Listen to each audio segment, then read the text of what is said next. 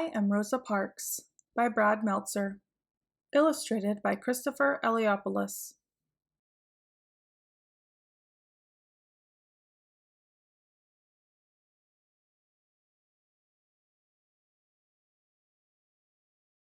I am Rosa Parks.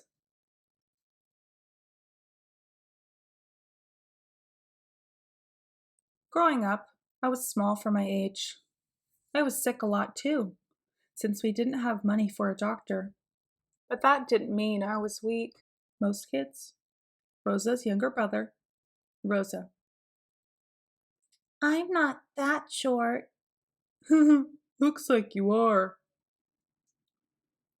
When I was 11, as I was walking home from school, a boy on roller skates came zipping by and shoved me. He thought I'd be an easy target. Shove! To his surprise, I turned around and pushed him back.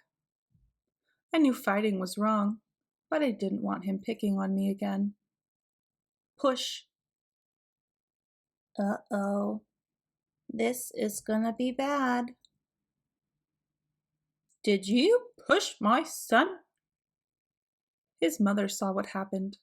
She was mad that I'd pushed him.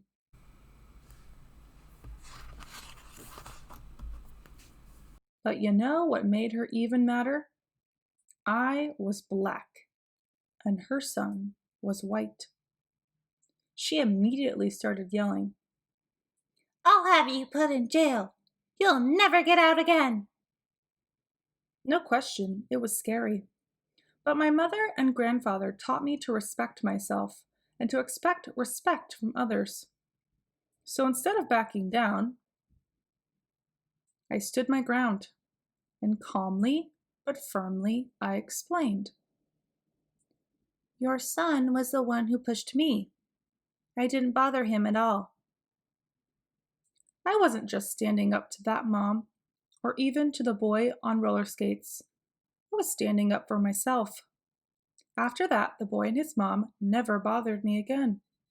Still, it's hard to change things. Sometimes it can take a long time.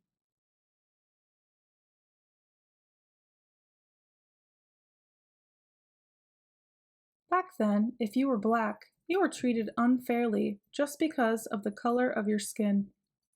You weren't allowed to live in the same neighborhood as a white person, eat in the same restaurant, ride the same elevator, or use the same bathroom. You couldn't even drink from the same water fountain. One was marked for whites, the other for colored. When I was little, I used to wonder if white water tasted different from colored water. I even wondered if colored water came in lots of colors. But it didn't. The only difference was I had to walk outside or even down the block to get mine. Of course, it wasn't just about water fountains.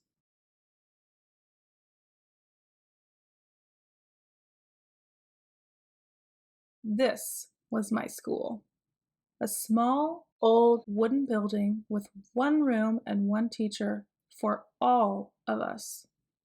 Everyone from the 5-year-olds to the 6th graders were stuffed in that one room. There were no windows, desks, and barely any books.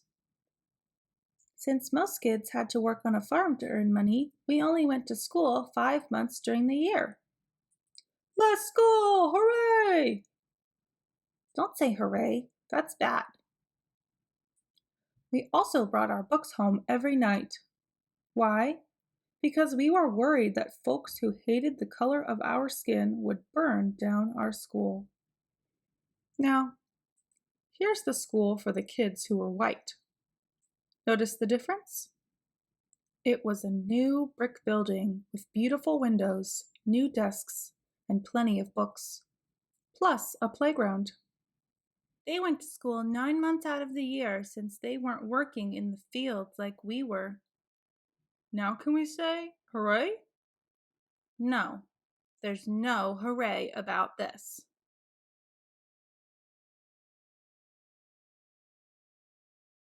Also, if you were black, you had to walk to school. If you were white, you got to take the bus. The worst part was when I'd walk home with my brother, the kids on the bus would throw trash at us. It made me feel horrible. But there were no civil rights back then. The only solution was to move off the road. And really, what kind of solution is that? As I got older, things didn't change much. There's no room in here, lady. One winter, I was waiting for the local city bus. If you were black, you had to ride in the back. If you were white, you rode up front. On that day, the back of the bus was packed.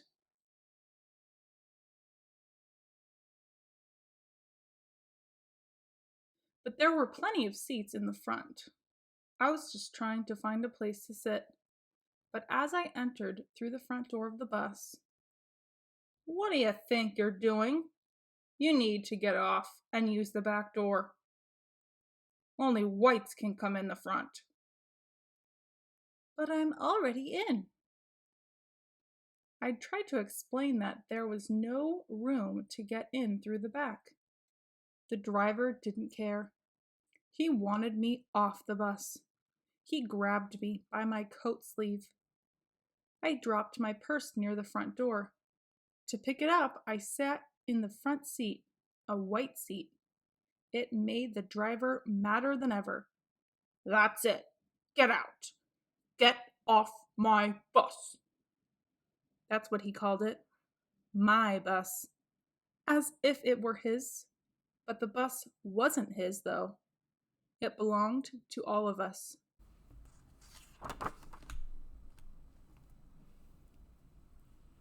Still, that afternoon, the driver got his way. He kicked me off. "See you soon." "Yes, you will." But I promise you, that wasn't the last time I'd face that bus driver. From there, in addition to working as a seamstress, I started working to change things. At the NAACP, we fought for fair laws and made sure that people's stories were heard. Tell me what happened next. I also stopped using colored water fountains.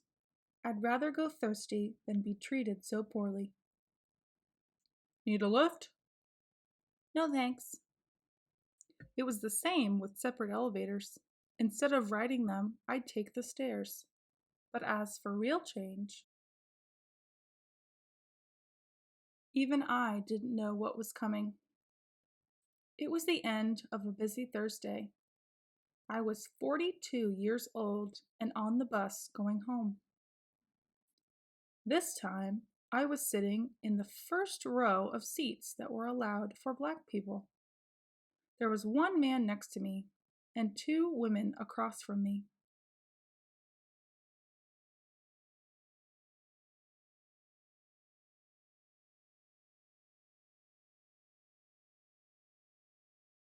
It was the same driver from before, the exact same one from all those years earlier.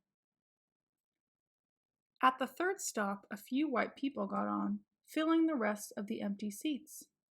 There was one white person left standing, so the driver told us in my row, "Let me have those front seats."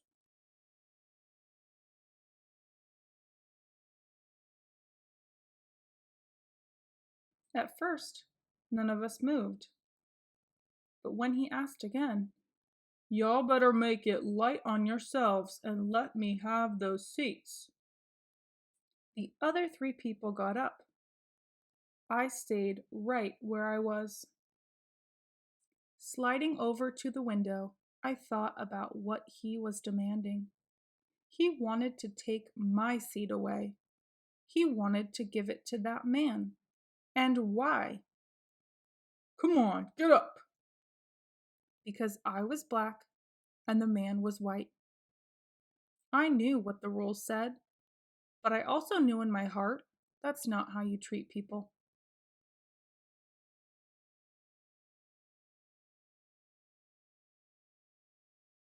Without a doubt, the driver was mad, but I never lost my cool. never raised my voice. Are you gonna get up? No.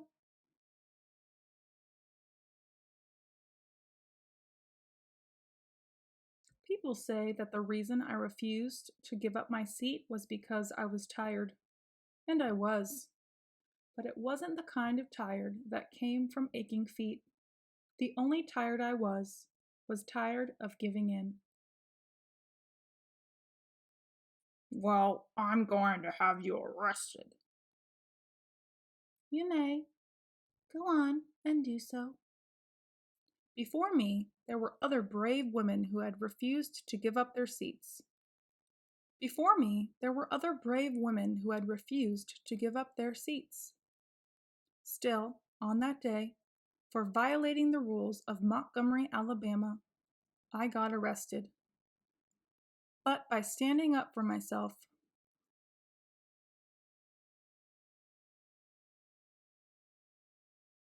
I ignited a movement. From there, the Montgomery Bus Boycott began.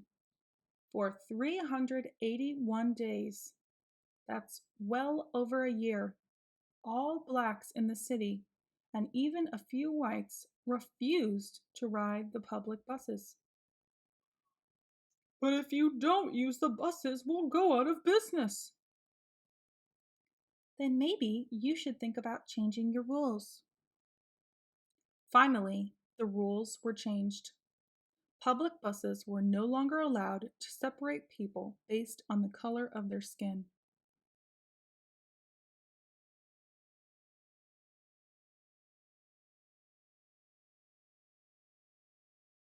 That was only the beginning. Eventually, we were allowed to drink from the same water fountains, ride the same elevators, and yes, go to the same schools.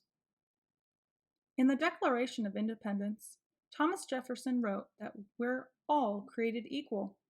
Finally, the nation was starting to act like it. Now can we say hooray? Soon. We're close. Of course, that didn't mean the fight was over. There were thousands of other people just like that bus driver. But after hearing how I didn't give up my seat, there were now thousands more people just like me, together, inspired, and committed to justice. My name's Martin. Want to hear a rough draft of my speech? You bet I do.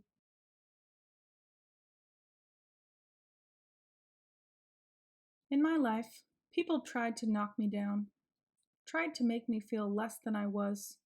They teased me for being small, being black, being different. Let me be clear. No one should be able to do that.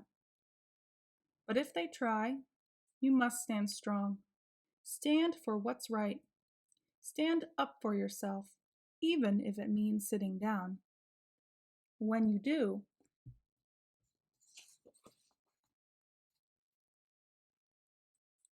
others will follow.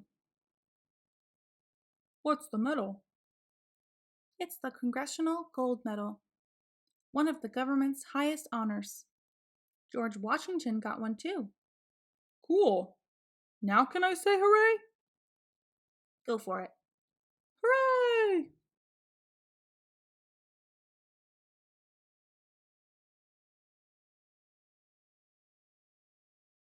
I am Rosa Parks.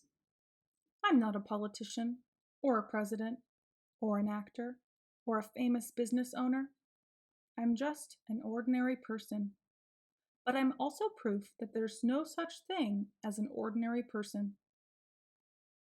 I hope you'll always stand up for yourself, and I hope you'll remember that we're all in this together.